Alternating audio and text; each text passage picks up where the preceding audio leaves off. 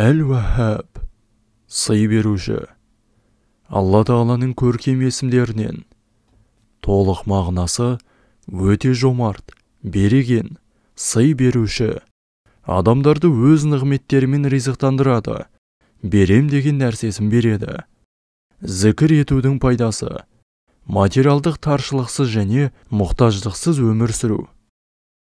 Кімде-кім дұғада бұл есіммен Аллаға жалбарынса, ол ешқашан қайыршы болмайды. Я Ваххаб, Я Ваххаб, Я Ваххаб, Я Ваххаб, Я Ваххаб, Я Ваххаб, сый беруші. Я Ваххаб, Я Ваххаб, Я Ваххаб, Я Ваххаб, өте жомарт. Я Ваххаб, Я Ваххаб, Я Ваххаб, Я Ваххаб, Я Ваххаб, Я Ваххаб. Алла Тағаланың бұл есімін көптен көп зікір етіп, өз дұғаңызға қосып жүріңіз. Алла Субхану Тағала сіздің дұғаңызды қабыл етсін.